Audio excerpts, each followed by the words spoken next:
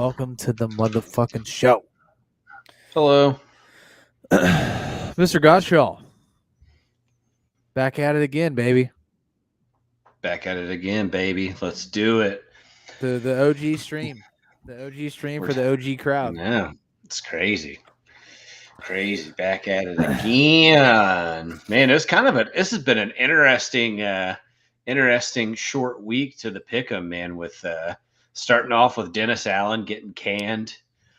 Not surprising, right? You win your first two and then you lose your next seven. Not surprising. And then who lost their OC? Who got launched? Getsy from the Raiders. Yep, the Raiders OC got launched. That dude he was the offensive coordinator for the Bears last year, and he was absolutely horrible. I don't know why Vegas goes out and hires him. I mean, I don't know if you watched the Raiders-Bengals game, but they took Minshew out and put Desmond Ridder in, who had been on the active roster for like 9 days. And Antonio Pierce was like, yeah, we got to see what we got. It's like, yeah, you got to see what you got to get into that top 3 spot for a pick, baby. That's what. Yeah, and then obviously with the trade deadline approaching, there's been a ton of moves. You had Khalil Herbert to Cincinnati. Steelers are pretty active. They got Mike Williams from the Jets and Preston Smith from the Packers. Kind of shore up that defensive line. I know the Bengals got some defensive line help. No, they did not. They only. Or was that? I'm sorry. That was the Lions. The Lions went and got Zadarius. Everybody in the AFC North was affected by the trade deadline, which I thought was interesting. Yeah. Zadarius Smith goes to the Lions. Tre'Davious White from the Rams goes to the Ravens. Obviously, the secondary in Baltimore, that's kind of been the picking point for them. So went out and got a ball hawk. That's kind of what his game is trying to grab interceptions and put the offense back in good field position. We saw what the return on investment was for DeAndre Hopkins already. Oh, dude, 2 touchdowns, 7 catches, 100 yards, basically. And then I think the biggest one is Marshawn Lattimore to the Commanders. The Commanders, obviously one of the hotter teams in football, top 3 hottest team in football, if you're asking me. Yeah, goes out and gets a real legitimate veteran who I feel like still hasn't kind of hit that back end of the 9 yet, even though he's been in the league for a few years. We could see names again. I know. That's what I was like. That's why I typed hello. I was just hoping and praying that it would pull, and it did. And I was like, fuck yeah, let's go. I fixed it. Beautiful. That's beautiful. Pops, thank you for that video. What's going on? Yeah, super active trade deadline. Yeah. More active. Good. Remember, like in the NFL, like this has been one of the more active in the last couple of years.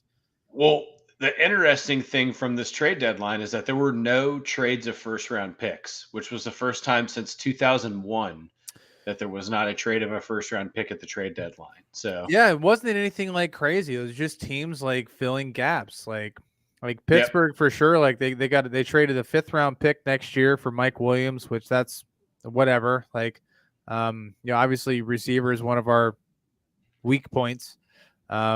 It hasn't been crazy bad. Like we've got George Pickens and Van Jefferson and the other support guys have been stepping up. But, Mike Williams is a semi-talented guy, granted the right quarterback. So, there's only upside there, a 5th-round pick. You got a guy coming in with experience. So I'm kind of excited to see what he can do.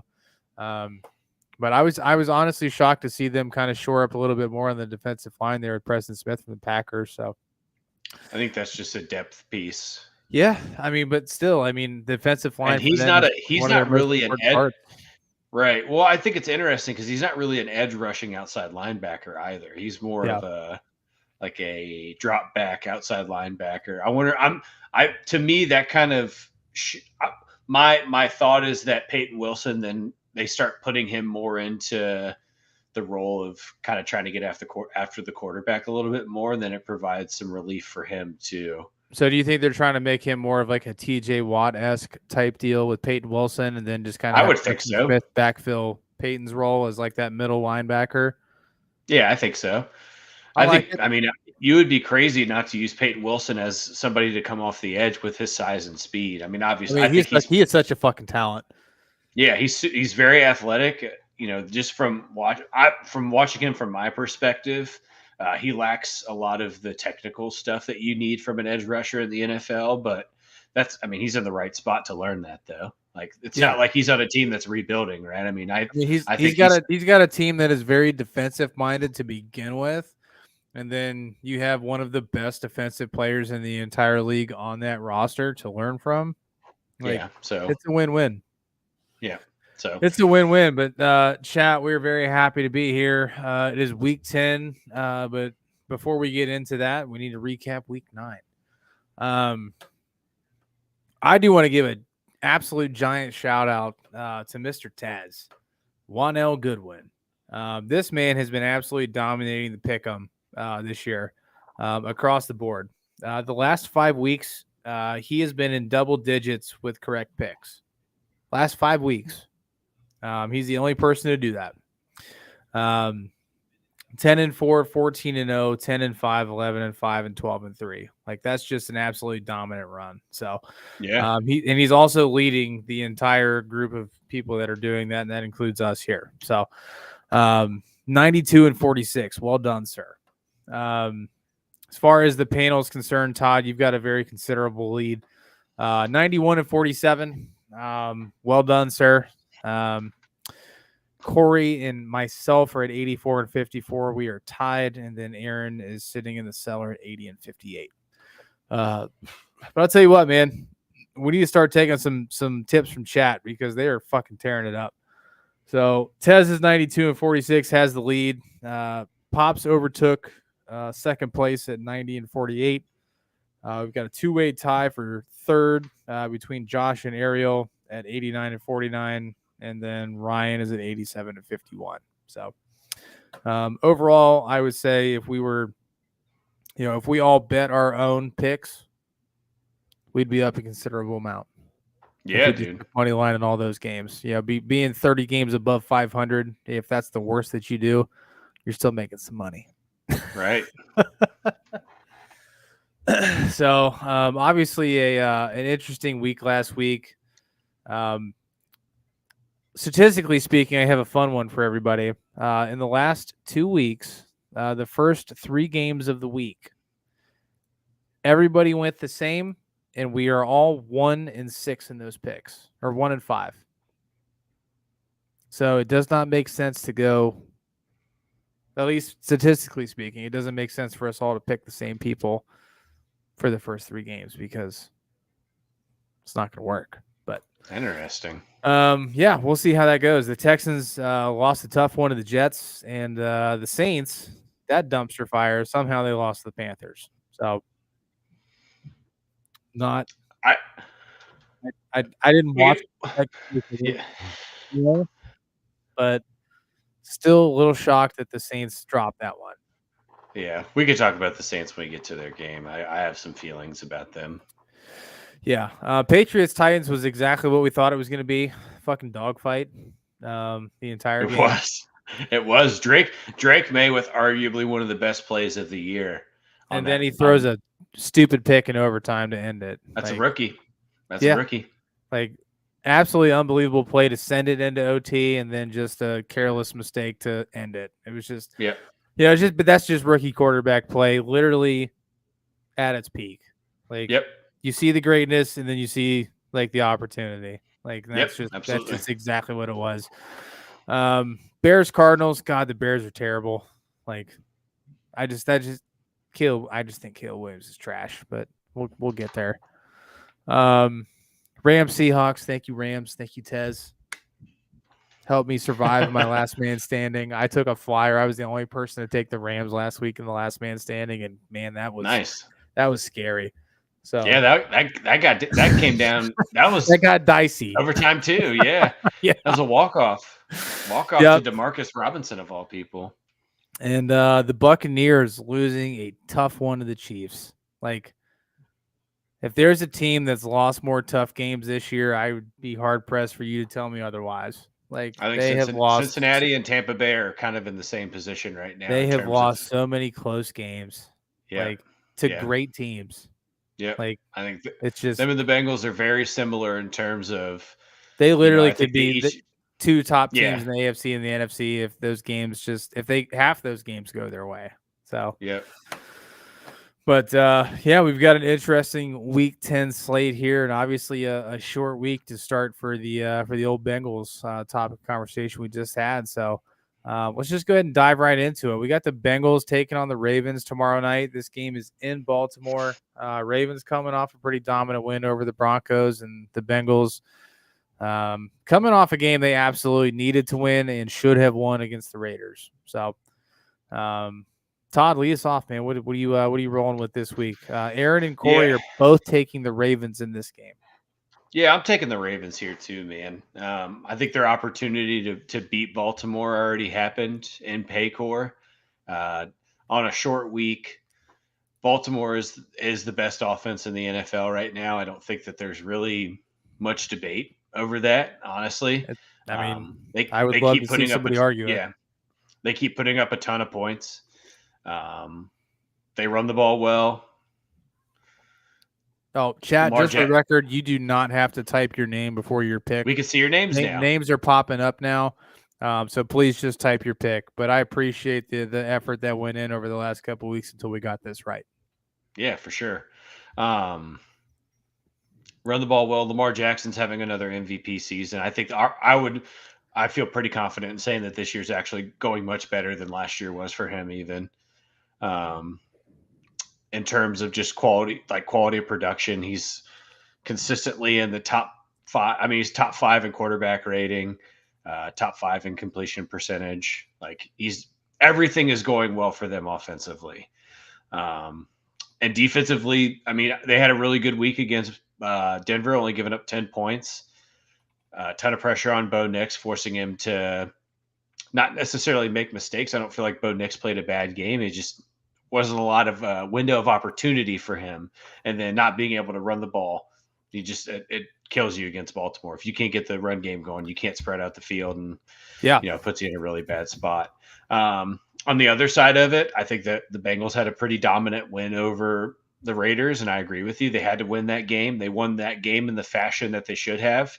Joe Burrow threw 5 touchdowns, and his interception that he threw for a pick 6 was all built on a wide receiver missing their blocking assignment and allowing the cornerback that was one-on-one to just run into the backfield and grab the ball. So not necessarily an interception on Joe, just a miscue of a play.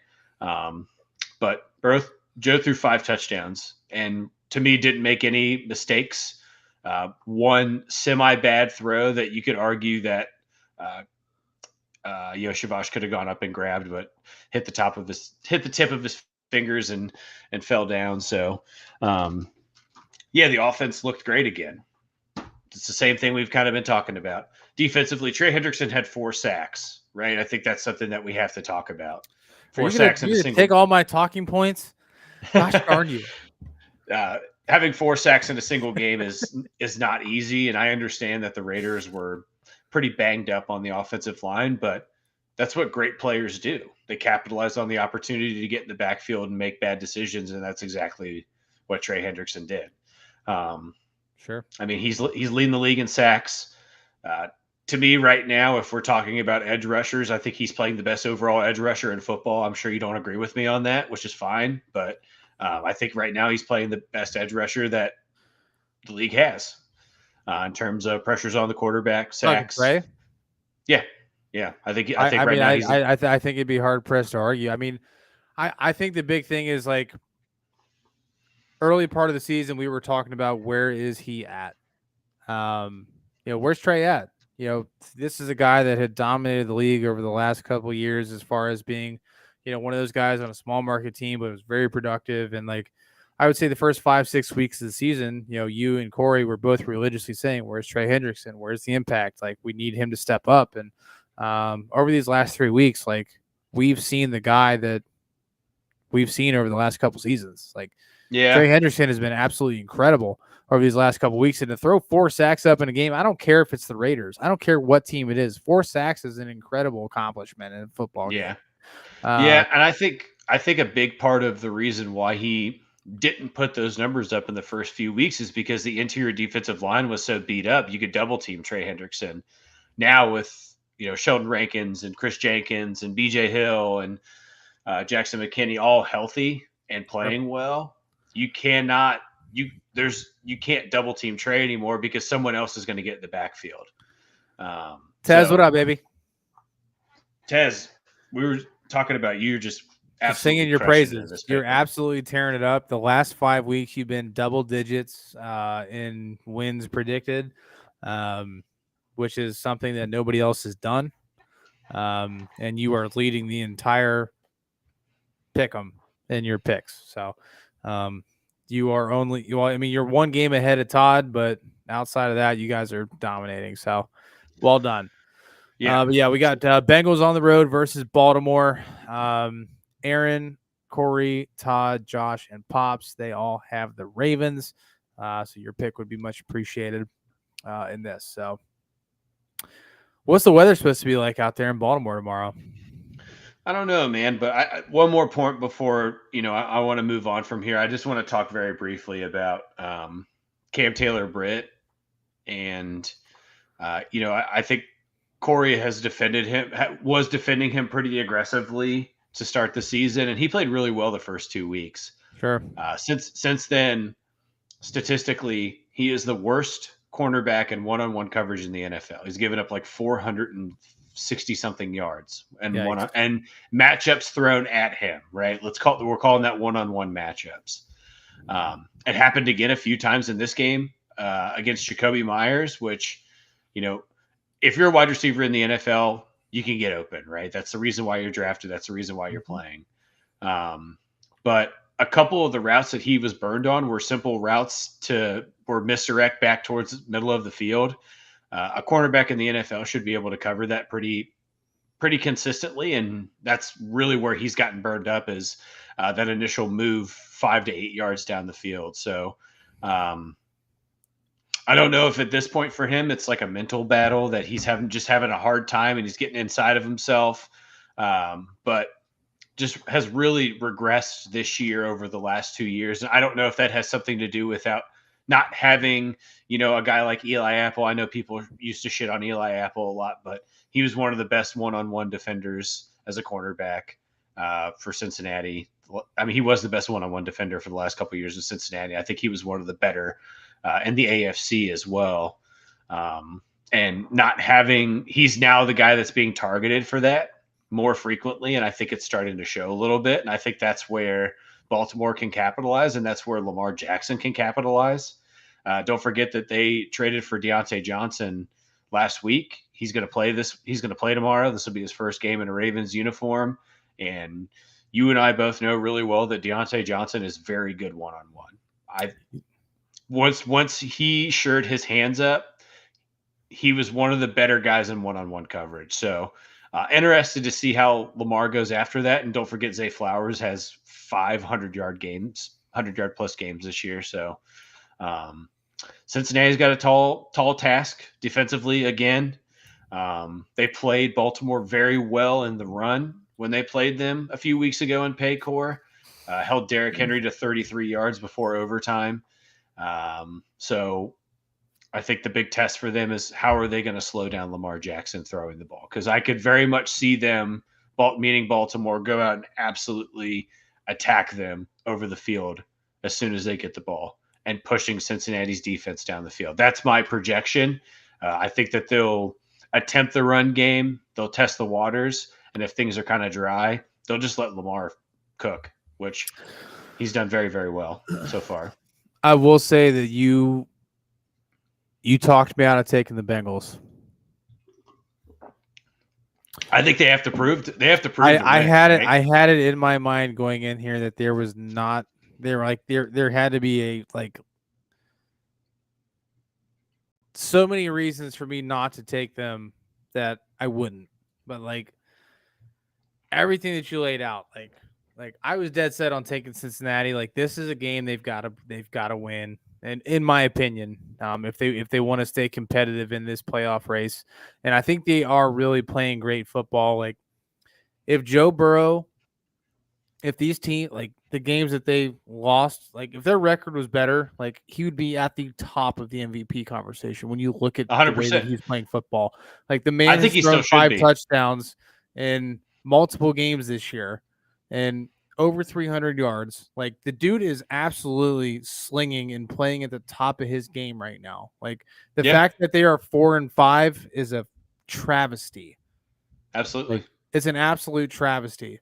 Like he should be at the top of these conversations, and he's not because of their record and where they're at. Like it's Cincinnati. They're middle of they're third in the AFC North. They're middle of the pack as far as potentially making the playoffs. But like when you look at somebody that's more important, they're like if he wasn't there, they wouldn't be in the position they are to even be competing at this point. No. I don't think anybody would argue on that. And I think to me, watching him move, and I know that this is a homer take. I'm taking the fucking Bengals. I'm doing it. Let's do it. He's the best. He's the best quarterback in the league. I don't care. I'm going with my gut. I think the Bengals have a really good shot to win this game. I think Joe Burrow's playing the best football that any quarterback can play right now. Mr. Roberts, what's going on? What's up, brother? How you doing, man? Good to see you in here. Show. Yeah, I'm taking the Bengals this week. Like, there's just something that's telling me that Joe Burrow's not going to let them lose this football game, and Trey Hendrickson's going to have a lot to say about it as well. So, like, something's got to go right. Like, the Bengals lost a close-ass game to them the last time that they played, and I was there, and I know that they've got a fucking chip on their shoulder from the last time that they played. They're going to do everything they can to go in there and take one. So, yeah, I'm gonna ride on this one by myself, and I'm going to take the Bengals here. This is a game that they've got to win. And Joe Burrow, I know I've shit on him for being healthy and potentially like being a liability in that regard, but like when Joe Burrow's healthy, he is one of the best, if not the best quarterback in the NFL, and stats and everything that he's put forth have proven that. Now, you walked into me jerking off Joe Burrow. Yeah, well, look at the man's stat line. If you had him in your fantasy team, you'd be doing the same thing. Let alone just him being a quarterback of the Cowboys, which you could only dream of, Justin, because the Cowboys are fucking trash. So, sorry to shit on Dak Prescott, but Dak Prescott literally said, "Hey, we fucking suck last week." Well, he's not going to be playing for a while anyway. So. Yeah, I know. Well, Cowboys are in disarray at this point, but albeit. This is going to be probably the best Thursday night game of the year. And, of course, it comes from the AFC North. Why wouldn't it? Yeah. And your dad coming in here asking if there's only one game. Charlie, this is the best game of the week, so why wouldn't we spend plenty of time on it? Yeah. I mean, when you look at the rest of the slate, like this matters to you too, man, so we should talk about it. This is a very important game for me as a Steelers fan because we need the Bengals to beat the Ravens, because if the Bengals beat the Ravens, then that solidifies our number one spot for the next couple weeks. Especially coming off this bye. Like, doesn't matter how good the Ravens are playing. Doesn't matter if the Bengals come back and try to be competitive. Like, if we're 6-2 and the Ravens drop to 6-4, like, all we have to do, we could lose this week and still be number one, and then we have the rest of the season to like battle back. Like, yeah, this is a very big game for Pittsburgh, and if every Pittsburgh fan is not rooting for the Bengals this week, then I don't know what you're doing. So Lamar is the best quarterback right now. That's just because of his leg, dude. Well, look, I think if you're talking about best quarterbacks, that's fine. Look, you can have the argument for that. My only comeback to that is I believe Joe Burrow's impact to what he does for the team is greater than what Lamar does. And I'm not discrediting what Lamar Jackson does, because I just said I think he's the MVP favorite as of right now. Right. I believe he's playing incredible football. If Joe Burrow continues this trajectory and the Bengals make the playoffs, he should be the MVP favorite because he's the sole reason why they're doing it. So that's all I'm saying. We could to appease Charlie, we could move on from this game now. I guess he's a little butthurt. We want to talk about AFC North game, but it's fine. No, I mean, AFC North is where we live. It's where we thrive. Ariel, thanks for joining. Please give us your pick for the Bengals on the road versus the Ravens. Charlie, would you rather us talk about this game or the game in Germany? Which one's more important to you? Well, I'll tell you what. We can talk about an absolute banger of a game, which is the next one on the slate. We've got the New York Football Giants on the road versus the fucking Panthers. Well, everyone's on the road. It's in fucking Germany. So. Oh, that's right. This one's in Germany. Imagine, this is gross. yeah. Justin, go look at Joe Burrow's stats. That's all I'm telling you, man. If they make the playoffs and they're 10-7, there's no reason that he shouldn't be. Look at his numbers and his impact to the team. Yeah, I mean, if you actually look at what Joe Burrow's doing right now, he is blowing Lamar Jackson out of the water, in my opinion. Like he doesn't have the rushing stats, but like when you look at pure pocket passing and value that's brought to the team, Joe Burrow is. They're both like up here, but anyways, we got the Giants on the road versus the Panthers, who are also on the road. It's not about. See, that's where MVP gets misconstrued. It's not about record. Yeah. It's about impact to the team. And if you removed that person from the team, where would they be? That's MVP. Like if you removed Lamar Jackson from the Baltimore Ravens and you plugged in any other quarterback there, I still think they're a pretty fucking successful football team. Yeah, because they can just hand the ball off to Derrick Henry 30 times. They can hand the ball off to Derrick Henry, or they can throw it to Zay Flowers or Mark Andrews or any of the one other fucking options they have. So, and then also you've got that defense that can help them win close games. So, yeah. All right, yeah, Giants Panthers both on the road. This game is in Germany, so I guess it really just depends on who you like. Giants or Panthers? Just imagine that you live geographically anywhere near Germany and you love American football.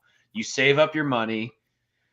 You make a whole trip out of this thing. Munich is a beautiful town. There's a ton of other things to do besides go to this game. But you walk into this stadium with 90,000 people and you're watching the fucking Giants and the Panthers. Holy shit. The NFL fucked those people.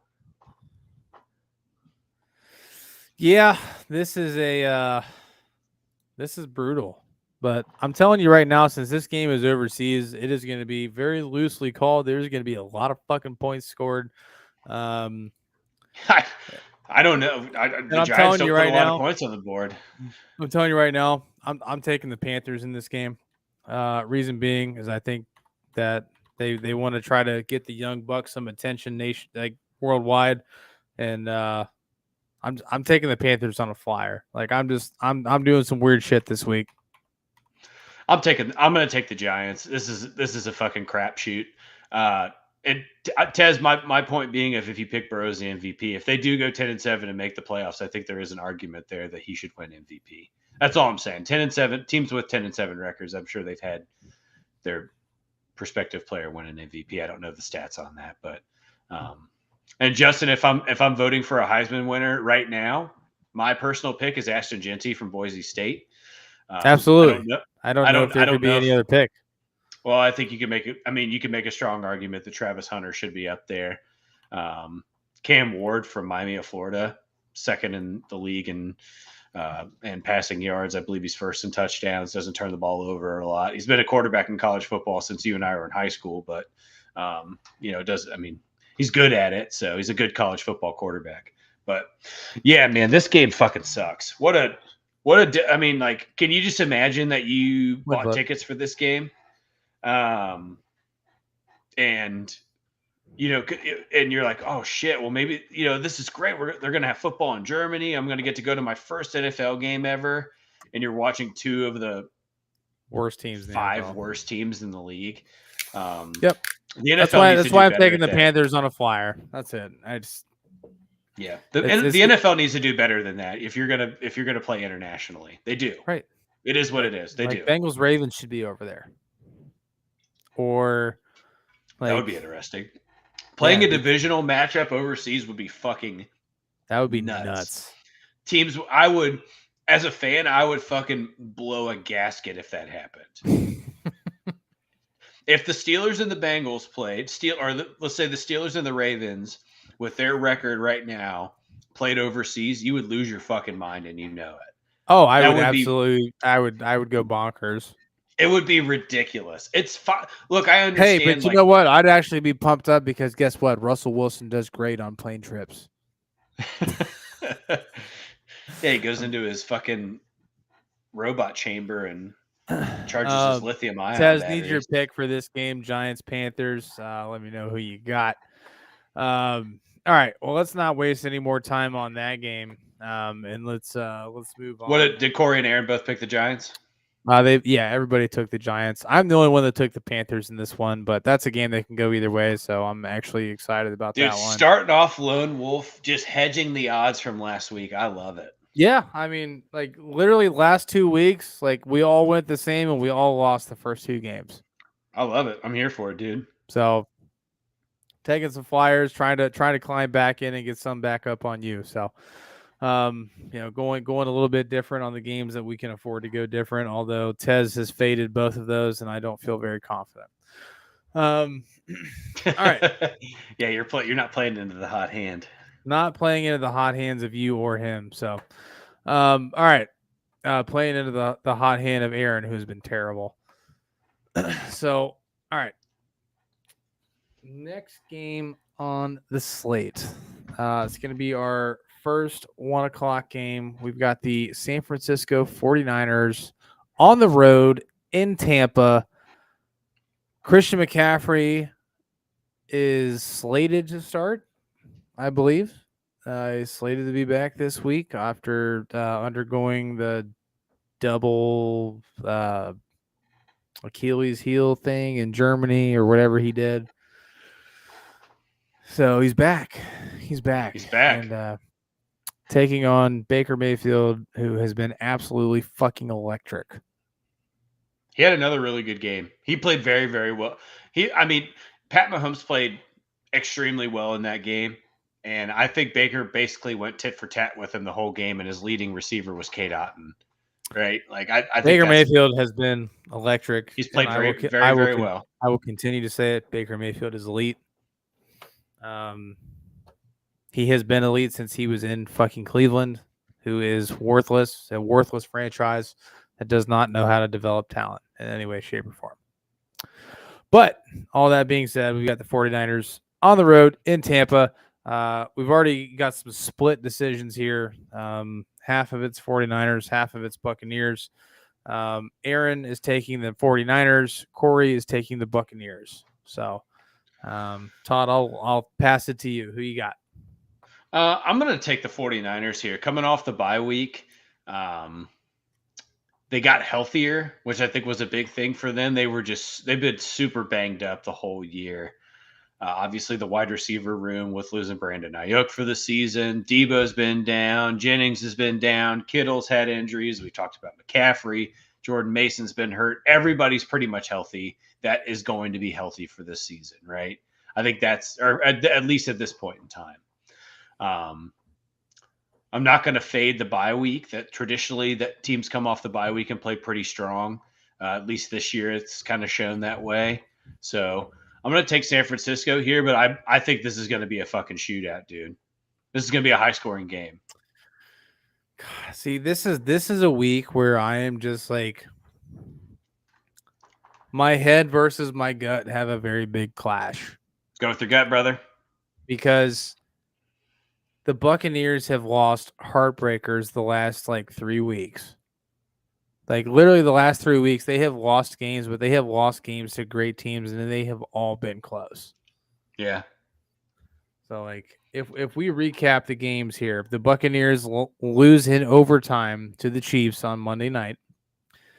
The Buccaneers lost to the Falcons on the last drive of the game the week prior, and then the Buccaneers lost to the Ravens by 10. Which that game was pretty much not as close, but yeah, that game would have been a lot closer barring injury. So yeah, but with Godwin and Mike Evans both going out in that game, that was just brutal. So yeah. There's just been so many games that they have played so well, and they just haven't been able to close, and that's really my only hesitation with picking this week. And the 49ers have lost some games that they should have won. Granted, they haven't been the healthiest as well. Yeah, they've had a slow start to the year too. I think the NFC West is one of the most unique divisions in the NFL right now in terms of the way things currently stand. God, all right. I cannot afford to fade you on this one. I'm going to take the 49ers. Nice. I can't fade everybody all the time on this one, but that's where we're at. Tez is taking the 49ers. I don't see the 49ers letting them beat them with second string receivers. But that's a good point. That being said, Tez, the Chiefs almost lost to the Buccaneers with second string receivers. So, and I would say the Chiefs are in much better shape right now than the 49ers are. So, be that as it may. All right, everybody's got their picks in for that. Let's go ahead and move on. We've got the New England Patriots headed to Chicago to take on the Bears. Gross. That's all I got to say. Gross. Yeah, not a good one. Not a good one. Aaron and Corey are in agreement. They're both taking Chicago. Against my better judgment, I am also going to take Chicago. I still don't think the Bears are. I still think Caleb Williams is just not good. I really believe that, like, to my core, that Caleb Williams is not a good quarterback. He's had a couple good games, but I just don't like. At this point, it's week 10. If he was going to figure it out, he would have figured it out already. In the last couple of weeks, he's been absolutely terrible. So, he has played poorly the last 2 weeks. I agree with you. I wonder when the last time the number 1 pick played the number 2 and 3 pick in the same season. Well, I'm excited either way. So yeah, I think that's it. I think that's an interesting thing. I think it's been a while since we've had 3 quarterbacks taken consecutively, and they've all earned a starting spot in their first year one way. Tez, I'll take my pizza whenever, bro. Like, you can't sit here and argue with me that Caleb Williams has been great this year. That dude's been trash. So I'll take my pizza whenever you want to shell it out this way, fella. He's having a hard time getting the ball in the end zone. I think that's a big factor for him. I don't think he's necessarily playing. I don't think he's been bad. Right? I think that's an overstatement. He's had flashes of greatness, but the overall majority of the season, he has not been great.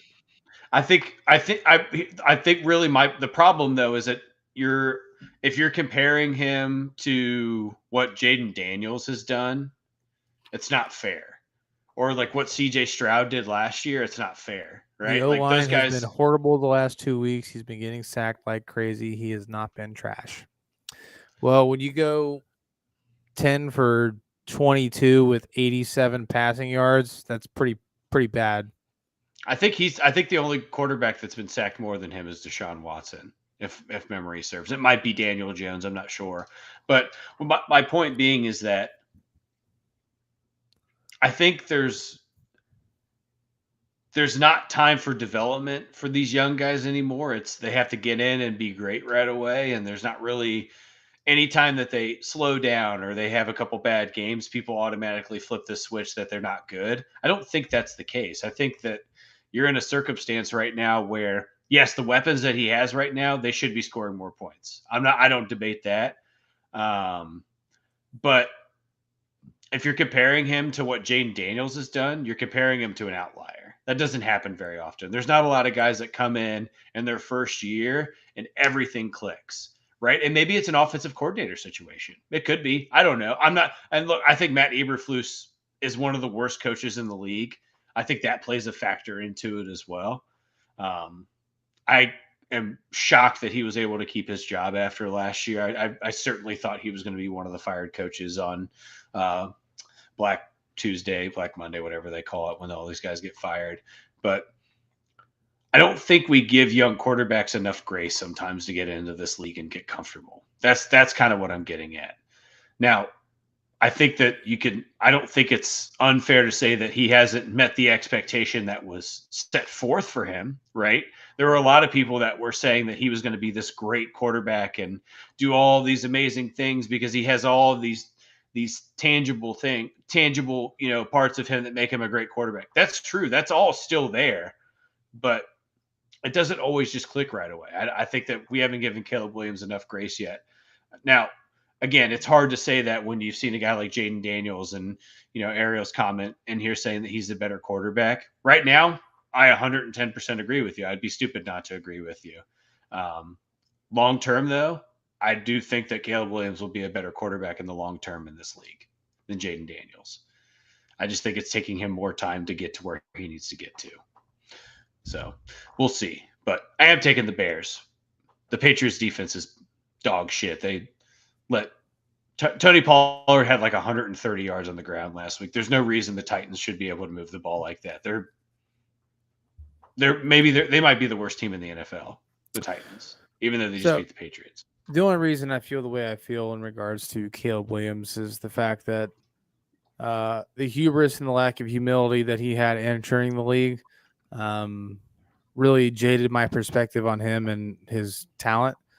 You got a guy that's coming in saying he wants stock in the team that drafts him because he's that good, and he's out here throwing for 86 yards and 2 picks in a game. Like nobody should ever walk into something with that amount of confidence ever. I do sincerely apologize. This is the third time I've gotten a phone call from this number. I do have to take this, so I will give me 1 second. Cool. Yeah, so I don't know. I think as a whole we're kind of hard on rookie quarterbacks as they get into the league, but I don't know. Tez, I kind of agree with you too, man. The offensive line in Chicago is just so bad. He's constantly running for his life. And I think the thing that Caleb Williams does differently than Justin Fields did is Caleb Williams is much more willing to take risks to get the ball downfield. And of course sometimes that turns into turnovers. So again, I think we're quantifying turnovers as a total quality of a quarterback. And I just don't necessarily agree with that. In terms of what Bobby said though, and what his character is, it is hard to, I guess it can be challenging to give somebody the opportunity to be like, well, they got to get into this league and they got to develop. But when they come in and say that they're going to do all these things, obviously the shit came out where he texted the punter and was like, enjoy the bench or whatever the fuck he said. I don't know, just stupid shit. We're allowing arrogance to kind of hit the social media spotlight. I'm sure that Caleb Williams is not the only number one overall quarterback that came into the league with a sense of arrogance around him. It's just now we're in a position in the social media world where all this shit gets out and it gets exploded all over Twitter and wherever you obtain your social medias. And now it gets forced down. So when people like that struggle or have bad games, it's easy to say that they're no good. So that's just my little perspective of it.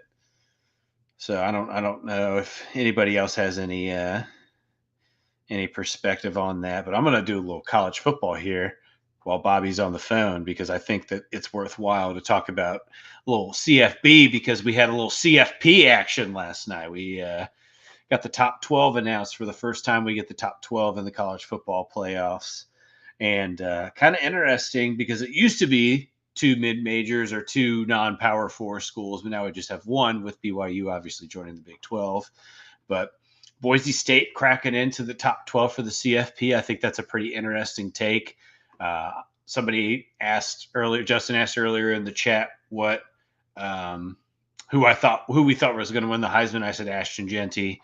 Look at the stats. Look at the highlight reel on that dude. It's pretty unbelievable. Obviously, strength of schedule comes into play here. Their only loss is to Oregon, who is the number 1 overall team in college football and the number 1 CFP team. So I think there is something to be said about that. That was a tight game, too. That was less than a touchdown loss. Ohio State beating Penn State last Saturday, and what started as a nail biter and then turned in kind of a blowout there, with Penn State not being able to put any offensive touchdowns on the board. James Franklin, maybe the only larger choke artist against top 5 teams in Ryan Day in the current state of college football. So you got Oregon 1, Ohio State 2, Georgia 3, Miami 4, Texas 5, and then Penn State, Tennessee, Indiana, which everybody's kind of on the hype train for Indiana right now. It's cool to watch them. I'll be interested to see how things shake out in the Big Ten. I believe don't they have Ohio State in 2 weeks? They do. That'll be a great game too. That should be a primetime game. All right. My sincere apologies, gentlemen. Yeah, just some work shit going on. It was the same number calling me 3 times in a row. Didn't have it saved. It's one of my cleanup team members who recently put in his 2 weeks, and I was like, dude, like, because he said his alarm code wasn't working, and he's like, they must have canceled it early. I'm like, dude, if you're not married to it, just fucking type my shit in and get out of there. Like, I'll figure it out with HR tomorrow. Like, yeah, like if you don't want to be there, I don't want you there. Like, long story short, but all right, I sincerely apologize. Where were we? We're picking for the Bears-Patriots game. Yeah, Bears-Patriots. We all got the Bears, from what it seems. So we can kind of dive into the next game on the slate. So let's do it. We've got the Denver Broncos taking on the undefeated Chiefs in Arrowhead. Man, it is hard to go 10-0 in this league. And they have an opportunity to do that on Sunday. Well, they're 8-0. They're not 9-0. Did they have a bye week? Yeah. Okay, I'm tripping then. But either way, doesn't matter if it's 10-0, 9-0, 8-0, whatever it is. It's very hard to do that. It is. You're right. Either way, they've got a great opportunity against the Broncos, and obviously a rookie quarterback. Offense looks like it's been getting better and better week in and week out. The addition of DeAndre Hopkins has been awesome for them. Week 1 wasn't great. Week 2, almost 100 yards and 2 touchdowns. And then Travis Kelce seems to have been finding his groove.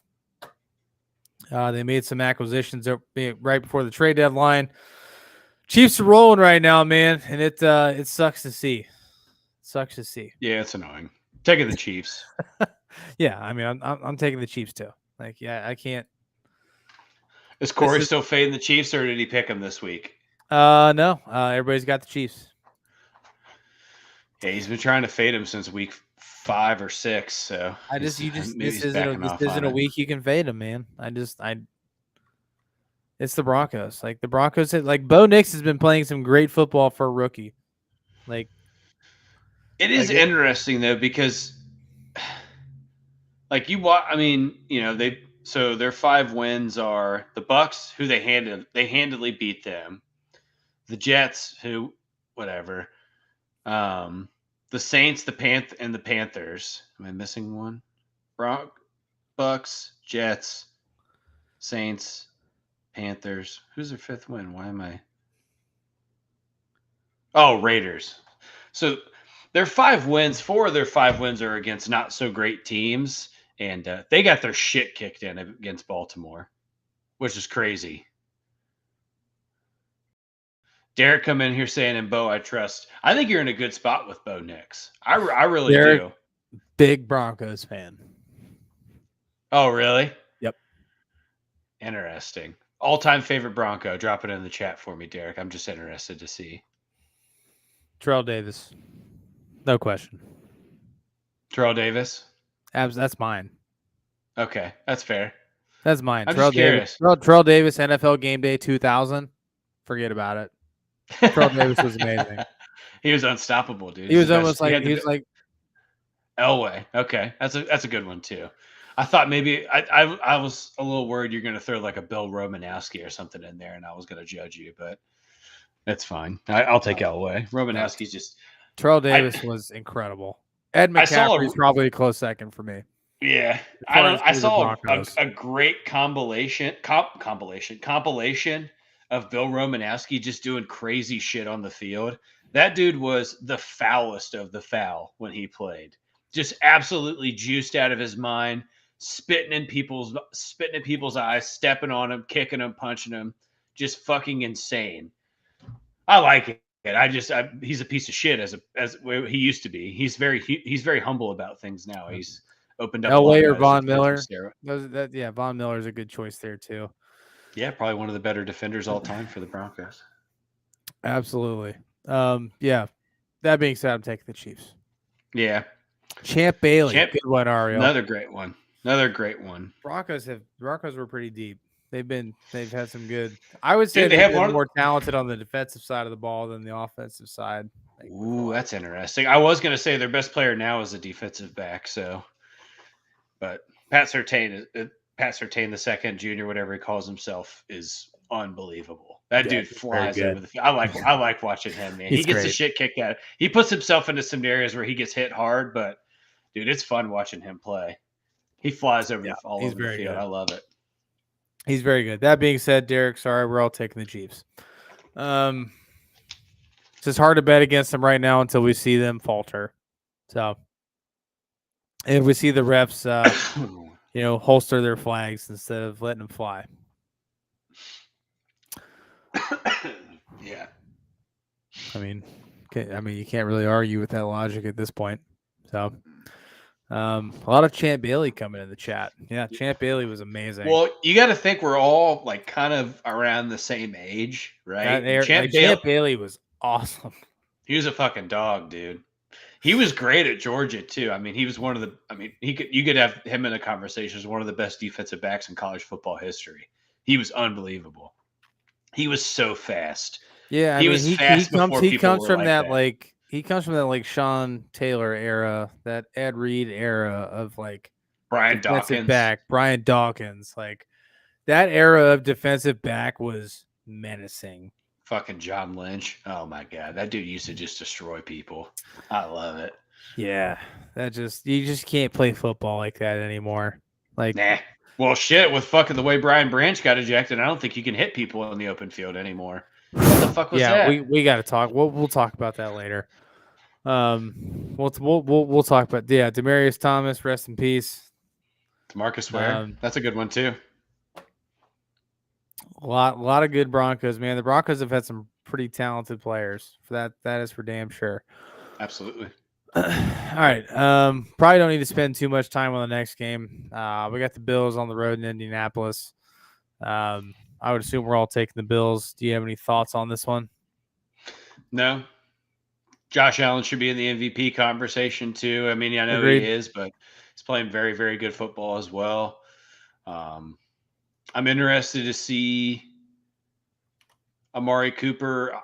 So now the Bills are going to be down Keon Coleman.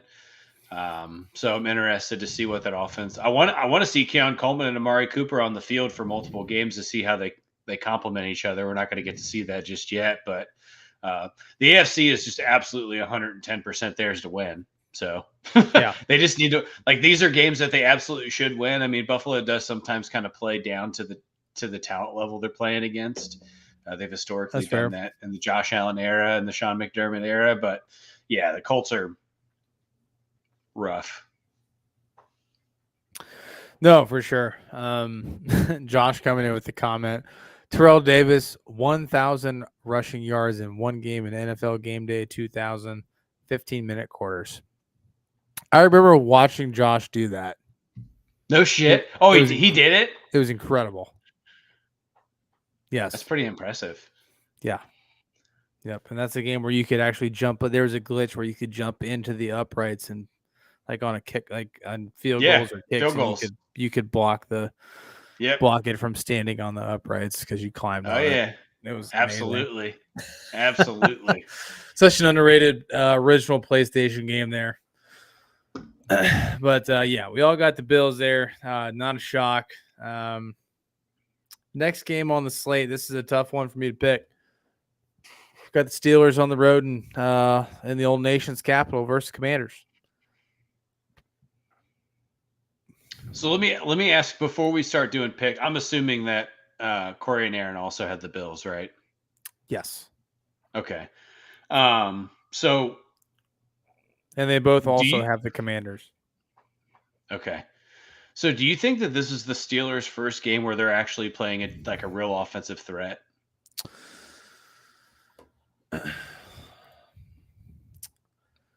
I'm just curious. Well, I mean, they played the Falcons in week 1. But the Falcons didn't have their shit together. Like, that's the thing. Like, week 1, the Falcons didn't have their shit together. Let me pull it up here. So far they've played the Falcons, the Broncos, the Chargers, the Colts, the Cowboys, the Raiders, the Jets, and the Giants. That's who they've played so far this year. So has this defense really legitimately been tested?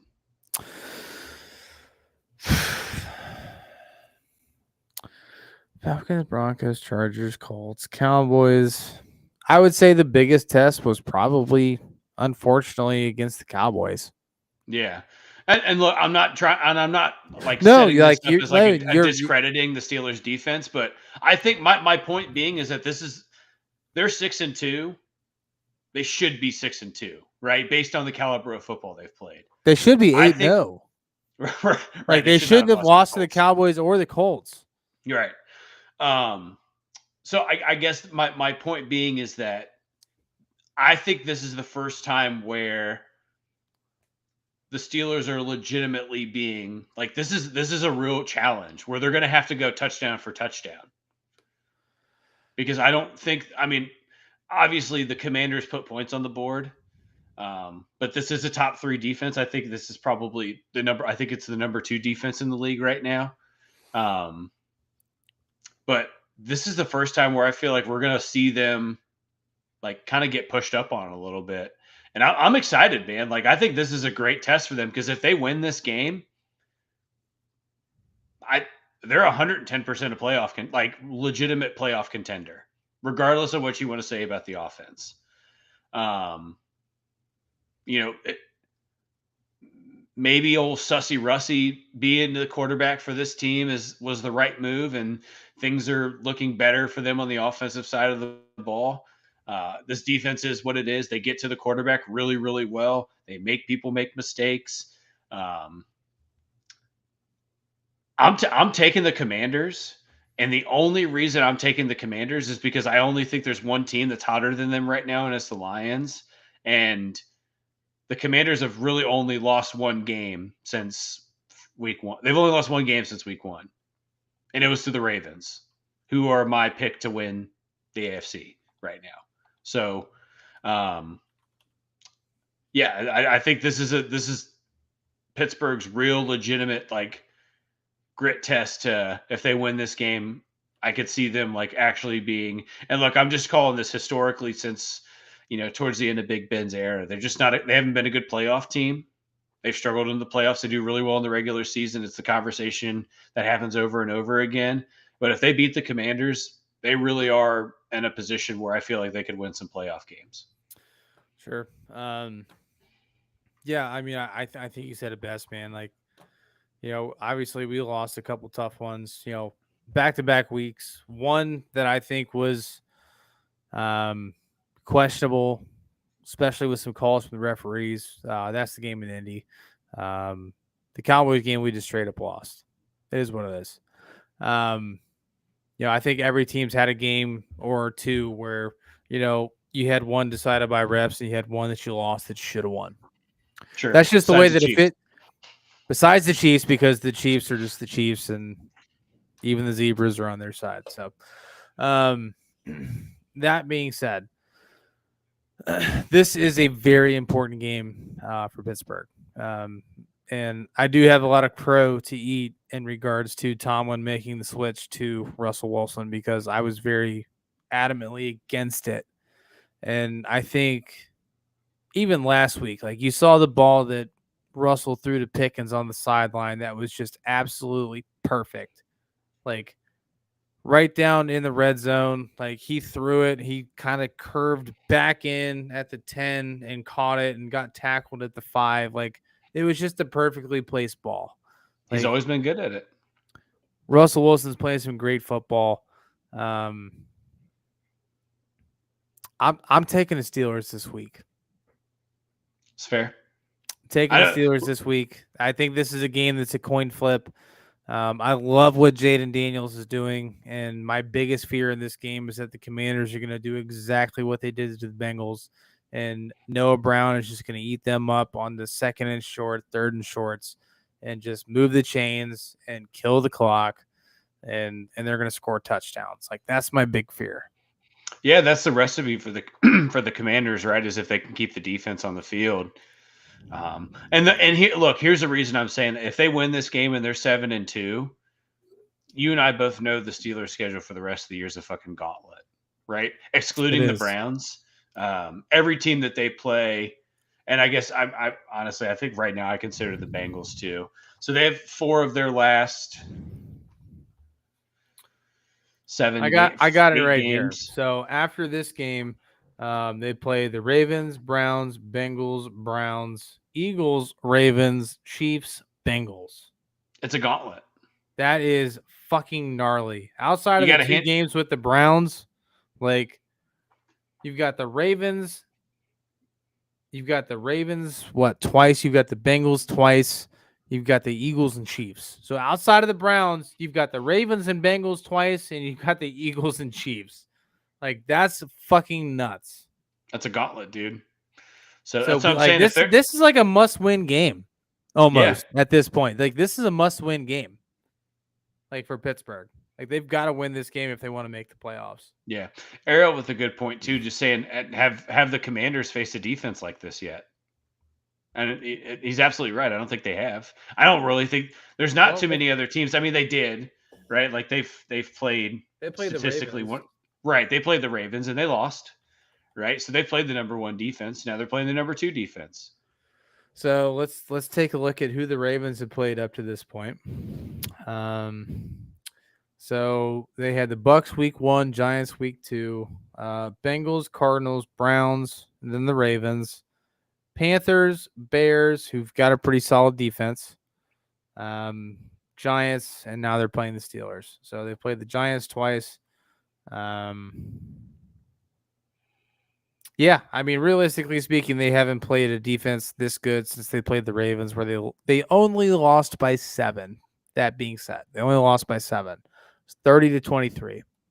So the Commanders were still able to put up 20-plus points on the number 1 ranked defense in the league. So that just goes to show you that the Ravens not only have a great defense, but they have a great offense. Yeah. So they are the team to beat in the AFC right now, and I don't think there's any question. So, and the Steelers' offense hasn't been that great. You know, they've had a couple 30-plus point games. You know, with Russell Wilson in the fold, it's been better. I mean, they were still able to put up 30-plus points with Justin Fields at the helm, but like it feels a lot easier with Russell Wilson under center. Like I'm interested to see how Mike Williams fits into this too. I feel like him and George Pickens play a very similar type of wide receiver. So yeah, I was very interested in that signing as well. Balls. Yeah, I mean Russell Wilson still throws a good deep ball. He has since he started this year.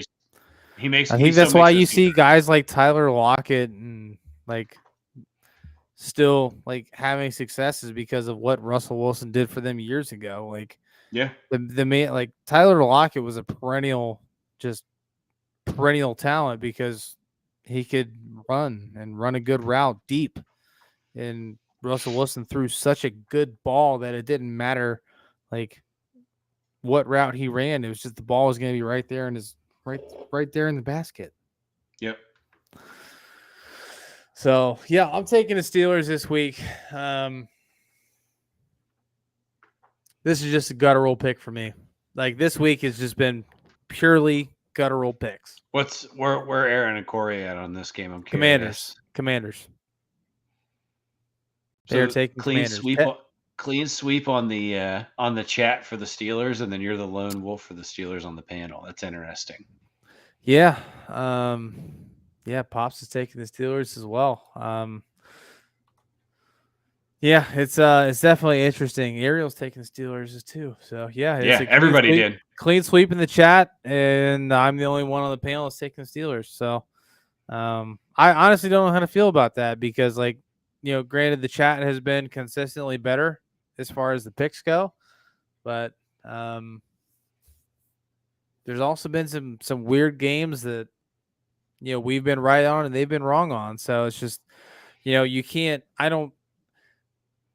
I will say it is really difficult for me to pick week in and week out when I literally look at this spreadsheet and I see who's taking who, like between chat and us, and like it definitely adds another mental side for me, like just staring at it and like trying to play the numbers because it's like it gets pretty insane. I'll take it over for a couple weeks. Let you. No, I like it. I like it. It's I don't know. Like I don't know. I enjoyed it. I'm not saying this as a complaint. I'm just saying it does add a different nuance to it. If you want to do it, you can. Yeah, I'll give it. I'll do it. I'll take a break from it and do it blind. I don't know I'll how take it I'll over feel. for a couple weeks. I don't know if that'll take away or add to my moderation skills. But only one way to find out, brother. Let's see it. That is a fucking fact. All right. Next game on the slate, we got the Vikings on the road in Jacksonville. Vikings. Damn. Let's quick fire this thing. Yeah, this is a shitty game. There's no need to spend unless Chad has any topic about this game that they want us to talk about. As soon as I'm done copying and pasting the Vikings into everybody's pick, we're gonna move on. Your dad said sounds like Josh setting this lineup. Just too much digging into the deets, huh? Hell yeah. All right. Well, the next game should be a lot of the same. Falcons on the road versus New Orleans. Does anybody have any oppositions to taking the Falcons? No, I just want to say I think Derek Carr might be one of the worst quarterbacks in the NFL, though. He's fucking bad, dude. He legitimately almost killed Chris Olave. Seriously. Oh yeah, and like literally, Michael Thomas, like he went nuts. He's gotten a lot of shit over the years for being who he is, but like he's not wrong in this argument.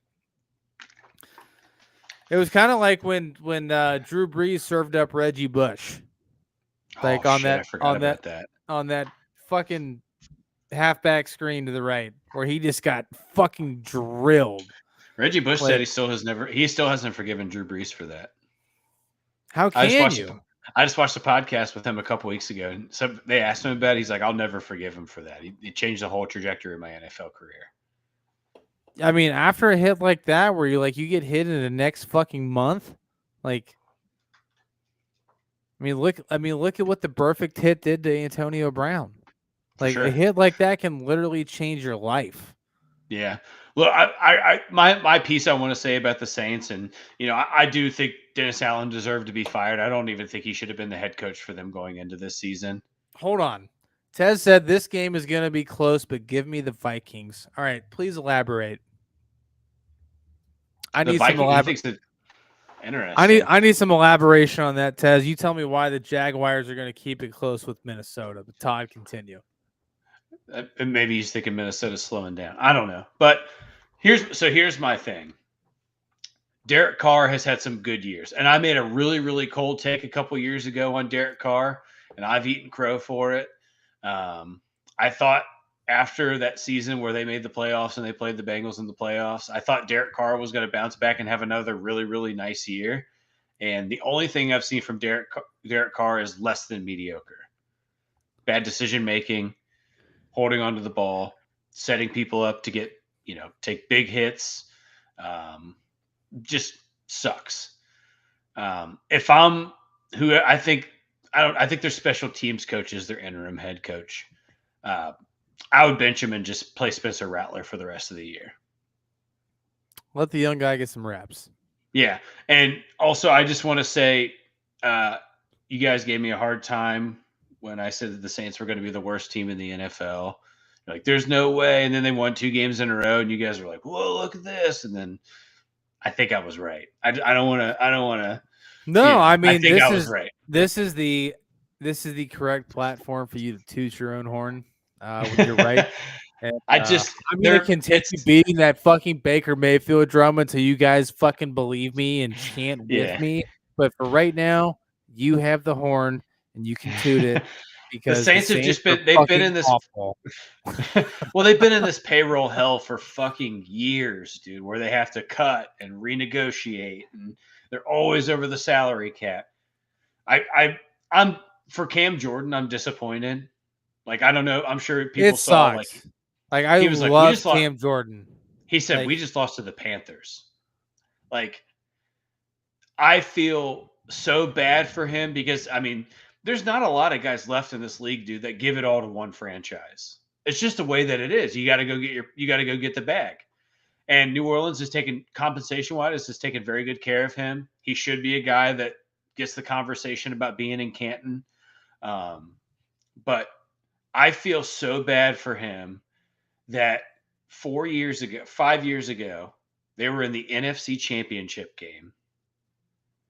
And he has been through every level of shit with New Orleans since then. Every single level of shit. And I think this is his last year. And as a football fan, it's disappointing to watch a guy who's done so much for the game on and off the field like Cam Jordan, that this is his last year. Just getting fucking kicked around and losing games that they should beat everybody should beat the Panthers, right? A couple teams have not, but it's disappointing as a football fan to watch a guy like Cam Jordan have to fucking deal with and go out that way. Yeah, it just sucks, man. That's the shit. Like when you like football, that's the kind of shit that bothers you, right? It's like you see a guy that's done so much for the game, and then you're just watching him just play it out. It's not like the Jerome Bettis who got to fucking go out like winning a Super Bowl in his hometown for the team that drafted him. Like that's how you picture a guy like Cam Jordan going out. Like some dude who fucking gets it done for the same team year in and year out, doesn't leave. He's loyal. Like those are the guys you want to see win, even if you're not a fan of the team. It's fair. Fair point. Tez coming in saying, you could tell the Jags play with some pride, even though they're less talented.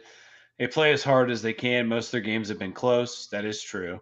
I actually watch the games that y'all don't watch because you think the matchup sucks. I believe at least Bobby and I have the ticket, so we're watching them too, man. Oh, I'm watching Tez. Like we may fucking clown on them, but you better fucking believe that I'm watching. Like I literally pay a pretty penny for the NFL ticket every single year, and I've had it every single year for the last at least five to 7 years. I don't know how long I've paid for it, but I have it every year. Yeah, we watch them too, man. It's hard not to shit on an easy target, right? It's easy for us. If you do not think that I'll be watching the Jets Cardinals, I'll be fucking watching that football game. And that game is going to be absolute trash, but I will be watching it. Sometimes we just got to fly through games, man. We'll be on here for 4 hours if you let us, but we got to work in the morning, so sometimes we got to fly through a few. I know you work nighttime taking care of people, but people like Bobby and I have to get up at 4 o'clock in the morning and go to work. So yeah, I gotta do it tomorrow. It's gonna be fantastic, and I love it. But you are right, though. The Jags have played some close games, and there is legitimate talent there. Trevor. So here's the thing: the Brian Thomas Jr. has been phenomenal. Very good. Very good. He's been one of the best. He's been one of the best draft picks this year, hands down. You could argue he's been the best with what he's put out production wise. Like, and if somebody said, "Hey, Brian Thomas Jr. is the best draft pick in this draft class this year," I'm not going to sit there and fight you on it because he's been incredible. But the Jaguars as a whole with Doug Peterson have been very, very underwhelming as a collective. And I think that's kind of where we're all at. Yeah. So they had a little quick playoff run winning the AFC South, and look, Tez, maybe if you know something we don't know, but I can't seem to figure out what the missing piece is in Jacksonville, because I think you look at that roster. I think it's a running game. Travis Etienne's not that good. I don't think that's true either, though. Has he just been hurt? What's the issue? He's had 2 very good years in a row, dude. I maybe it's injuries. I don't know. That's why I'm asking Tez, because I'd like for him to shed some light if he wants to go to bat for Jacksonville. We can move on, but I don't know what the missing link is there, because I think there's pieces of it, but they just can't put it together collectively. Is it the lack of a run game? Is it coaching? Receivers wise, they haven't been that amazing. They had Evan Ingram, had been this year they drafted Brian Thomas Jr., which that's kind of opened up the passing game. The run game kind of took a shit. Right. And they paid Christian Kirk, and he's had season-ending injuries 2 years in a row, so that kind of sucks too.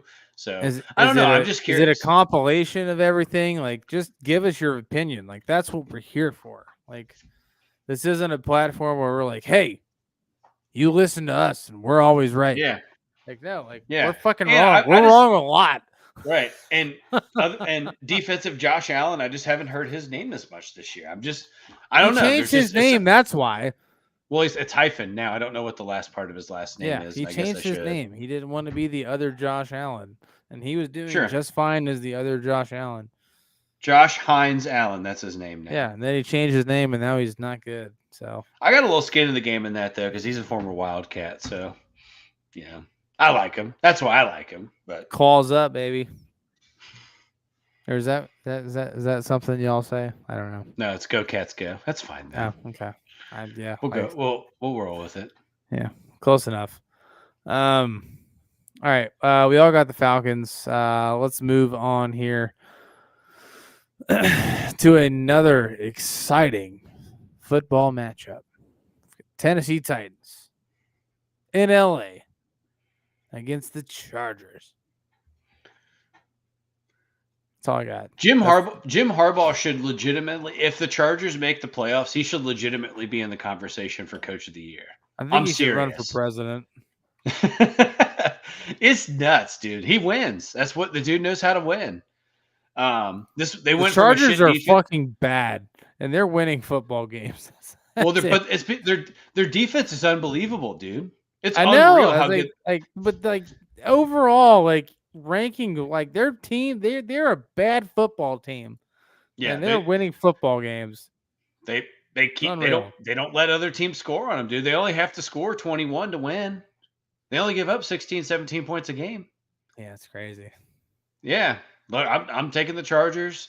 I think everybody's taking the Chargers. I don't think the Titans have ever given anybody an excuse to pick them, especially on the road.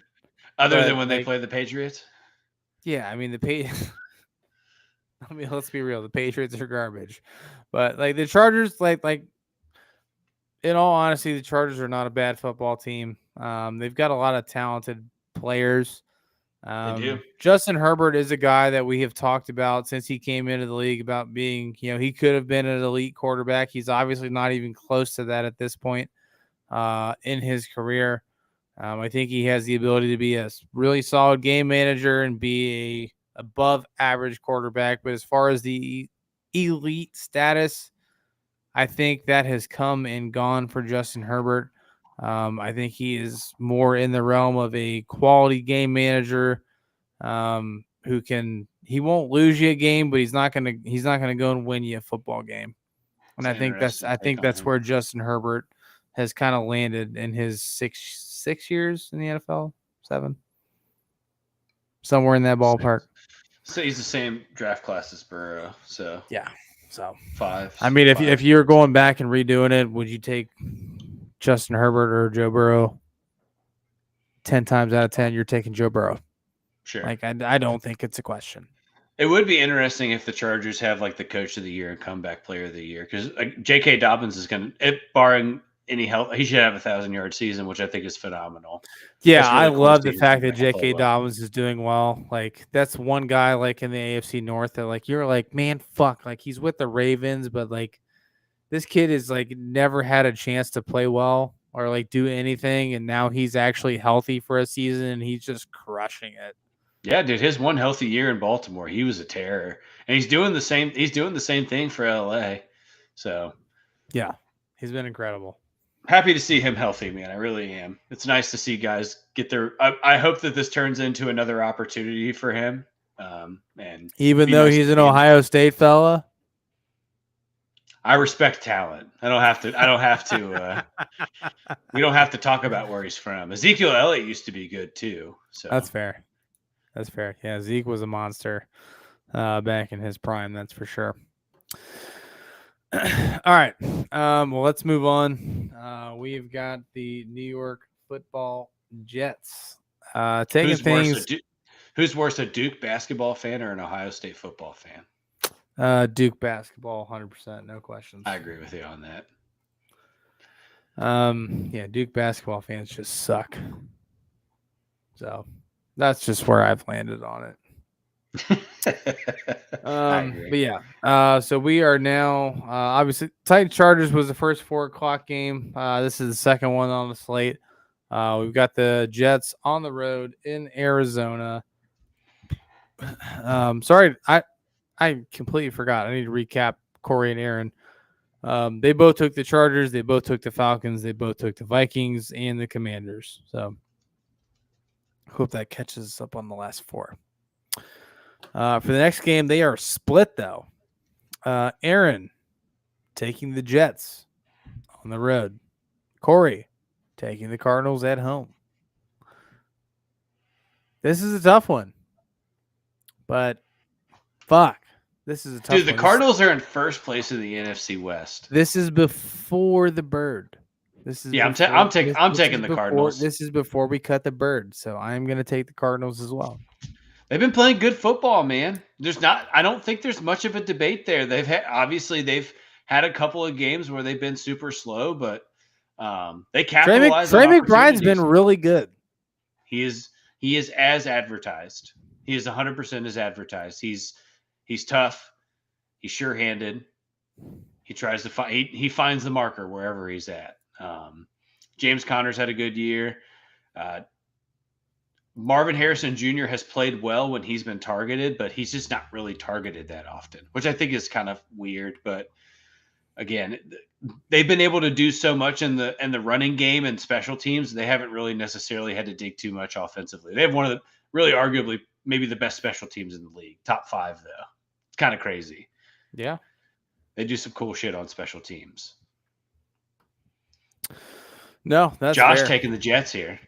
Yeah, Josh taking the Flyer. Can you elaborate on that? Like, what's your selling point on the Jets? And don't say Aaron Rodgers. Just curious. Just curious. Todd, I do have to apologize. I do need to leave you for a second. I have to go to the restroom. So, I thought I was going to be able to hold it, but I am not. So I'm gonna hop out here for just a second. The next game on the slate is the Eagles Cowboys. If you need something to talk about, so I'll be right back. Yeah, man, we could do a brief. I could do a brief convo here on the Cowboys. It would be just. I think the Jets may beat in the Cardinals. That's fair, but this is a crapshoot game, man. Even Vegas, the spread on this game is even.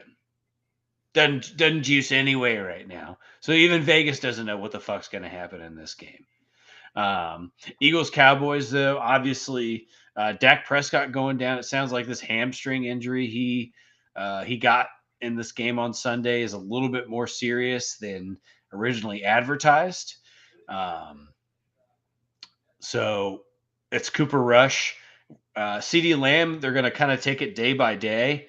If I'm Dallas right now with the way things have been going, and those are the two guys that I just paid large sums of money. I'm protecting my assets, and I'm not rushing them back on the field with the way things currently are. They're a 3-5 team. They play like a 3-5 team. Look at Tez taking the Jets. Woo-wee. All right. But yeah, I'm taking the Eagles here too. We've kind of talked about on this. We talked about on this podcast a little bit about if the Eagles are frauds or not. We've watched them play some really, really bad football and skate games. But last 3 weeks, they've played very well offensively. Again, you're talking about that being the Giants, the Bengals, in a week where the Bengals couldn't have stopped a fucking stop sign. And last week taking on Jacksonville, who they were able to beat by 5. Going back to Tez's point on Jags play close games. But a fully healthy Jets offense with Saquon Barkley doing arguably the best move I've ever seen in a football game ever, in terms of just sheer athleticism. I've never seen a sideline on both sides of the field react the way that they did when he did that backwards hurdle. I mean, that was just fucking nuts, absolutely insane. But I'm going to take the Eagles here as well. No need to pick the Cowboys when they are one of the more reeling teams in the league right now. This is an excellent adjective because that is the same one that I was going to use. Reeling? Reeling. Yeah, they have been like when the camera literally pans to Dak Prescott and he mouths the words. Yeah. What are you going to do? What are you going to do? Not a good look. They're in a bad spot, man. When your leader, when your 5-star captain's like, "Hey, we fucking suck." Like what is there left for that confidence in that team? Tez took the Jets as well. Yeah, I figured that out when I was making myself a drink after the wonderful visit. But yeah, the hot hand is taking the Jets, and that makes me. And Josh's reason, he said, "I'm just fading you guys, taking the Jets." Like, wow, love it. Not a bad one to fade, dude. That's the best. Not a bad one to fade at all. Well, I said when you were off screen here, it's an even spread, dude. Even Vegas doesn't know what the fuck's going on in this game. Nobody does. Absolutely nobody knows what's going on in that game. Yeah, it's a great game one to fade. So Corey and Aaron, I'm assuming took the Eagles. Yes, they both took the Eagles. You are also taking the Eagles, and I am. This is not the game to fade. So, I am also taking the Eagles in this one. Josh, Tez, Ariel, Pops, they are all. Everybody's in agreement with the Philadelphia Eagles this week. I do want to make it very clear that if you were not watching the Eagles game last week, then you missed one of the best plays that's ever existed in the history of sports. That's what I brought up. I think it's the most athletic move I've seen on a football field. Yeah, I had imagined that you had spoken about it already. But when you have somebody that spin moves, stiff arms, spin moves, and then jumps backwards over somebody, like I was like literally myself, my father, and my brother, we were all watching the same game on the same television. And I've never seen three human beings look at each other and go, "What the fuck?" Yeah, dude, Mary and I, when that happened, Mary and I were watching it too. We did the same thing. We watched it in real time, and her and I were, and Mary just goes, "Did he just jump backwards?" And I'm like, I've never seen anything like that before, but I think he did. I've never seen so many people puzzled at something athletic that somebody did. Like, I can't. There's the only other instance in sports that comes to mind is when Bo Jackson just ran on the wall. Yeah, that's a good one. Those are like the only two things I can think of where people like, did he really just do that? Like, did he really? I think the first time LeBron did a chase down block, I kind of had the same reaction too, because nobody had really done that before. Oh, I mean, especially Game 7 of the finals on Iggy. Like, that was when he pinned that thing against the backboard. Yep, you're just like, how the fuck I was literally watching a video where like LeBron was just talking about it. He's like, all I needed him to do is just make Iggy make an adjustment, and then I had it.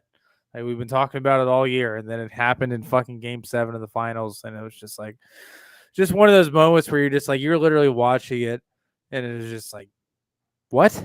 Yeah, like, did that really happen? Dude. Like, true greatness. And we spoke about three athletes who were arguably, Saquon Barkley is one of the better athletes in football across all positions in terms of size, speed, strength. This is a public service announcement. New York, you fucked up. You fucked up real bad. Dude, he was getting wasted. He would have been wasted there anyway. I know, but like the fact that you can't build a team around that individual is a fucking travesty. It is, man. It's unfortunate. For how long he was there, like, you had plenty of drafts to build around that. That's all I'm gonna say. You had enough time. The only thing he was ever missing is someone for a quarterback there to throw the ball to, and they never had that until this year. Now he's gone. And look, Jalen Hurts fucking threw one out on the flat, and Saquon Barkley makes arguably the best fucking athletic play that's ever existed in the NFL. Yeah. I mean, you've got the OBJ catch like back here, and then you've got Saquon Barkley like hurtling backwards over a defender. I don't know, dude. That fucking AP move where he just literally trampled that dude. That's also up there. Oh, too. William Gay, yeah, unbelievable. Yeah. Yeah, that was against the Steelers. I'll never forget that. I remember watching that live. Yeah. And just watching Adrian Peterson literally just not only truck him, step on him, and then just keep running like nothing happened. There is something.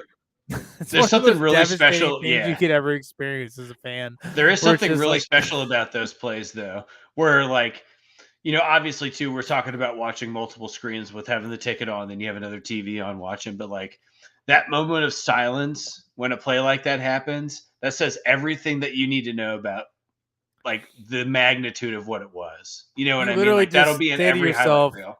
That guy fucks. That was awesome, and it sucks that it happened to me. And then you move forward, right? And or you're just the whole Jags defense because he broke every single tackle. It took 4 people to take him down after that. It was nuts. So cool. That's such a cool thing to see in real time. It was unreal. I'm so happy that we got to live that moment. Yeah, I mean, it was just one of those things where it's like, yeah, we all sit there and think like, you know what? Like, if there was a specific time, place, like we could do what these guys do.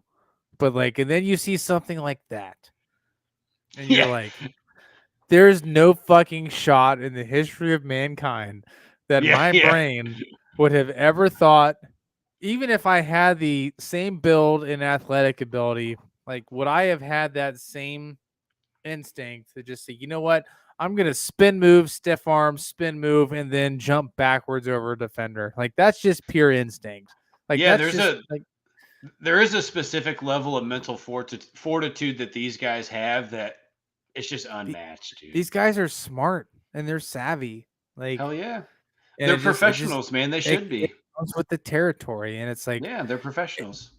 And I think this is, sorry to segue a little bit, but this has been my biggest argument on why professional sports are so much better than the collegiate level, because like that play doesn't happen in college. It just doesn't. Sure. No, look, right. And I understand that. I think that there is a different level of expectation that you have to have between watching college football and the NFL. College football is more about watching the collective team rather than the individual. Now, there's some great individuals that play in college. Like Ashton Jeanty is someone that sure. 8:00 Saturday, Boise State's on Fox. That boy's going for 225 and 3 tutties and call it a day. Everybody should watch that game. Like, if you have the opportunity to put your TV on Fox on Saturday at 8 p.m. Eastern, absolutely watch him play football. It's special to have somebody in a conversation that they could be breaking Barry Sanders' rushing record. It's been a long time. It's been a really long time. I think this class of college running backs, and we'll get back to the NFL stuff, this is the best class of running backs that we've seen in I mean, I can't think of a collective group of guys that are going to be going into the league at the same time where they're all going to be probably RB1s on rosters day one. So, I mean, there could be 3 or 4 first round running backs, and that would really have to change the conversation of like what their value is to a team. For sure. Absolutely. Yeah, like Caleb Johnson has 1,300 yards for Iowa, and we're not even talking about him because Ashton Jeanty is running for $150 at bare minimum, basically right now. It's just ridiculous. Ashton Jeanty has been the running back, no questions. So, all right. Last 2 games of the week. Shouldn't be a ton that we have to spend time on. You know, I think going into the season, this Sunday night game would have been a lot more exciting to talk about. But seeing how the season has shaked out, this Sunday night game is I don't think it'll be as exciting as we all hoped it would be. Yeah. We got the Lions on the road in Houston. The Lions are just fucking electric at this point. Best team in football. Yeah, Anybody that wants to argue that is crazy. I understand the I Chiefs are just don't undefeated. see it. I don't Yeah. see it. Like you got the fucking kneecap biting Lions against the Texans, who have just been riddled by injuries. CJ Stroud, I at this point, I do believe you can call it a sophomore slump. Yeah, I think so. I think really that's do fair. believe it. He's obviously not playing up to what he did last year. And granted, he went above expectation last year. Absolutely. Above and beyond, for sure. He had an incredible rookie season. It's only normal for there to be a slight regression, and not to say that CJ Stroud has played terribly, because he hasn't. He just hasn't done the things that he did last year. Teams are taking away the big plays. For sure. That's the thing. That's the thing that CJ Stroud did so well last year. Chip, chip, chip, bomb. Chip, chip, chip, bomb. Those plays just aren't happening anymore. And I think we're really seeing, too, what Nico Collins' impact is to Houston's offense. And there is a chance that he comes back for this game. He has not practiced yet, but he's off the IR. So I don't know if they try to bring him back for this one, or if you kind of just take your lumps, because that's kind of what Detroit's handing out. They're just handing out ass weapons. So, Ariel getting ahead of the game here, saying that Miami 30, Rams 27. I'm taking Miami. We'll get to that in a second. Current game we're on, Lions, Texans. Please let me know who you got. It looks like it's an overwhelming agreement here with the Lions. I know he's that got the Lions. I know panel here, we're all in agreement.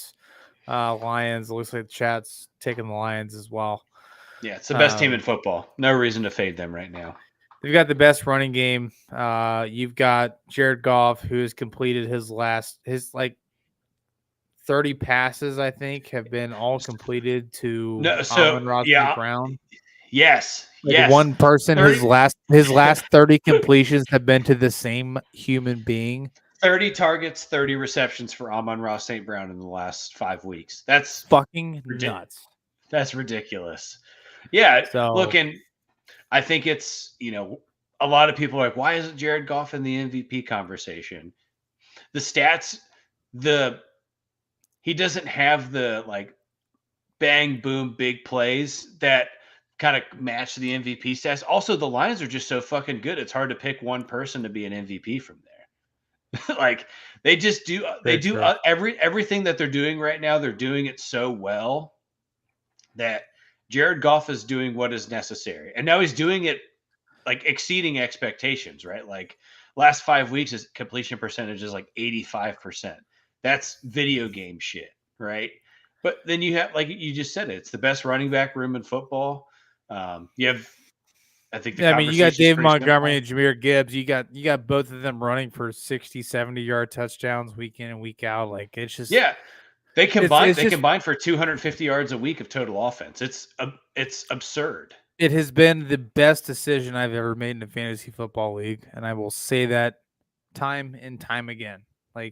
Drafting both of those guys, I initially thought was a mistake, and it has turned out to be the biggest blessing in the history of mankind, because they both scored touchdowns. They both scored 25, 30 points a week.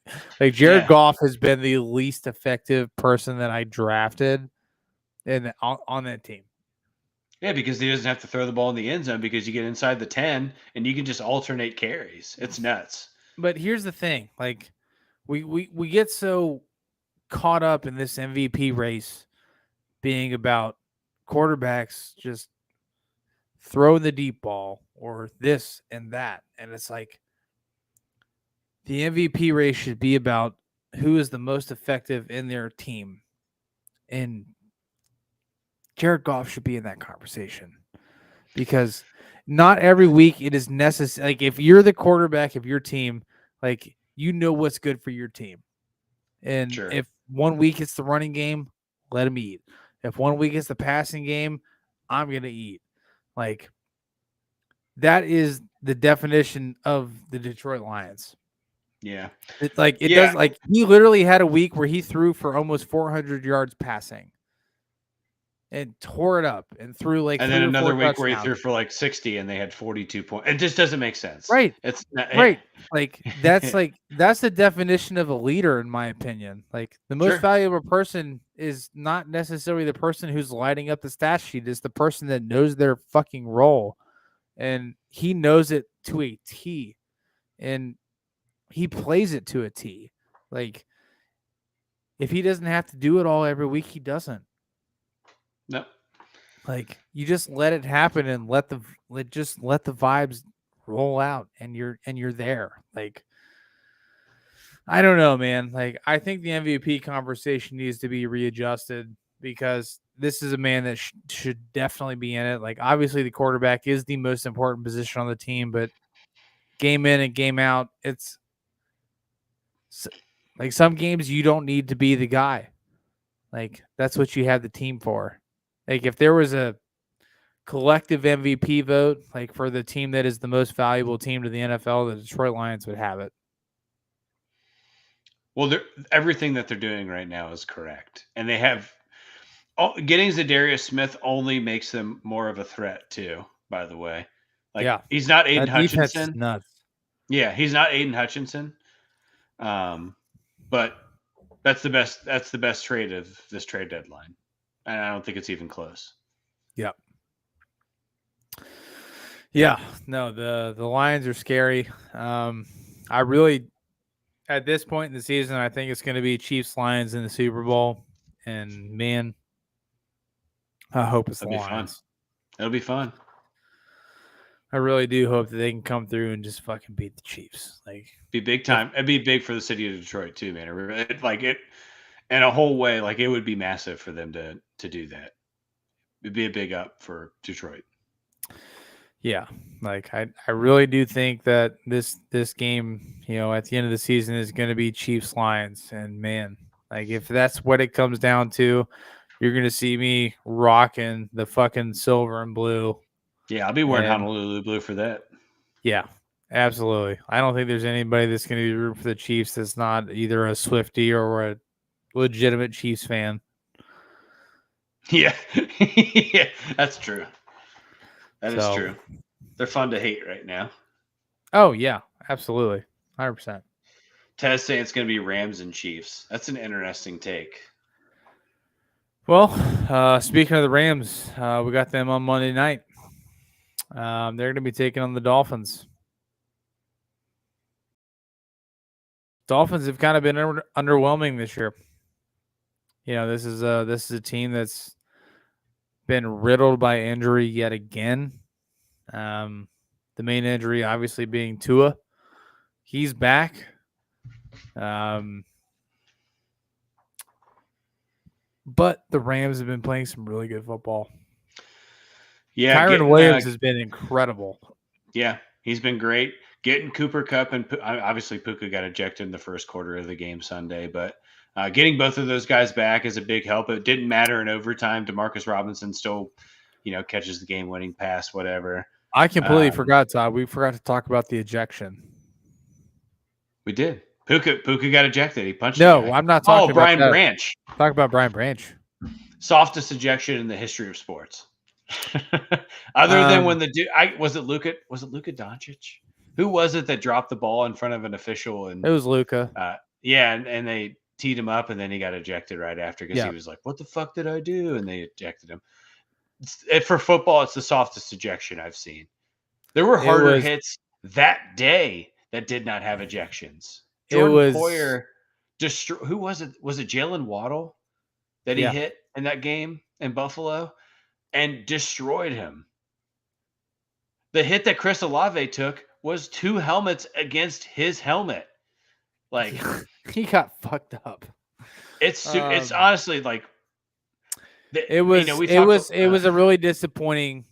It was especially like that game, that moment. Like, man, like, it's just one of those instances where you're just like, how is how are the officials, like, how are the people in New York not sitting there thinking that this is a bad call? Like, where's the interjection? Like, how do you intercede? If you listen to the game, they all thought it was bad. If you see the feedback from anybody that is a former official or has that sort of connection in the social media world, overwhelmingly bad. Tez brings it up too. Puka's ejection was bad. Just I don't know, man. Like, there's just got to be some consistency. We don't have to spend a ton of time on it. We've been going for an hour and 45 minutes, but like, they got to get some consistency to that. What Brian Branch did is I'm going to say this, and I know that it might rub you the wrong way. The hit that Minka Fitzpatrick put on Michael Pittman last year was more aggressive than what Brian Branch did. I agree. And he didn't get ejected. He got fined less than what Jamar Chase got fined for the unsportsmanlike conduct penalty that he had when they played. When was that? Was that week 2 or 3? Doesn't matter. Doesn't matter. Either way, like, I completely agree with you. Ryan Clark went nuts, by the way. Ryan Clark went absolutely insane on it, and it was hilarious. Yeah, because like Ryan Clark used to put people to sleep. Like, that was what he got paid for. Like, he literally like just like, oh, like Wes Welker, see you later. Danny Amendola, see you later. Like, didn't matter. Like, it didn't matter who it was coming across the middle. Like, if you laid one out there, you were getting fucked up. And like, even Tom Brady made a point to say, he was like, I would not throw across the middle on certain teams because I didn't want players to get out for the rest of the game. Like, it was and that's the way that football used to be. Yeah, it was interesting to listen to Tom Brady kind of try to trudge those waters too after the ejection, because you could tell he was pretty pissed off about it, but he can't be. He can't. He's not allowed. He can't say bad. He can't say anything about the officials, and he did a really nice job of, in a backhanded way, saying it was a terrible call. But when you overwhelmingly see that, I think, and same thing with the Puka ejection too, is kind of a similar. It was obviously overshadowed because of how important the Packers-Lions game was on Sunday. But two very soft ejections when I've seen multiple plays in the last 2 weeks of the season be much worse than that. Correct. So really disappointing. Brian Branch didn't deserve that. He plays really good, hard football. He's the definition of what the Lions want to do. Dan Campbell did a really nice job of overcoming all the questions he had about it too. Just unfortunate. But for the Monday night game, though, I know Ariel was taking the Dolphins. I'm taking the Rams. I think the Rams are going to win the NFC West. And I'm sure that makes Tez happy to hear me say, I firmly believe that. What they do collectively, when everyone is healthy, being led by somebody like Matt Stafford and Sean McVay, they're going to win football games. They'll win important football games too. And Tez came in here and said that they were going to win the rematch with the Lions. I'm assuming that could very likely be the NFC Championship matchup, or could be a divisional. We'll see how things go. I would love to see Rams Lions as an NFC matchup to go to the Super Bowl. That would be lit. It'd be great. Be a third time in 2 years. It would be fantastic. But I'm taking the Rams here. You said it. Kyron Williams has just been playing some of the best running back that you can ask for. He's been electric.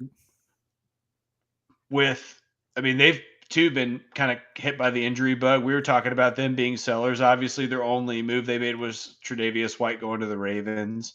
But that defense gets turnovers, dude. Geno threw 3 picks. They were the just good defense was the cause of 2 of them. They're a tough team. They're going to be tough in the NFC. Yeah. It's an overwhelming consensus that everybody's taking the Rams on Monday night, with the exception of Ariel. Ariel's a lone wolf in that one. But man, it's just, those ejections were not anything that I'm a fan of. It just felt like they were taking Brian Branch out in a very pivotal point of that game, and it was just not like anybody watching that game in the moment. You're just like, really, like, yep. It just wasn't good, and I think that's where the officiating in the NFL needs to get better, but it is what it is at that point. So, but chat, that's all we got. Podcast, baby. That is a podcast. That is a tight 2 hours. We got to talk a little bit more than we usually do, just because it was just the two of us. We definitely appreciate everybody being here. We'll be back next week for somehow week 11. Like, we're already there. Crazy.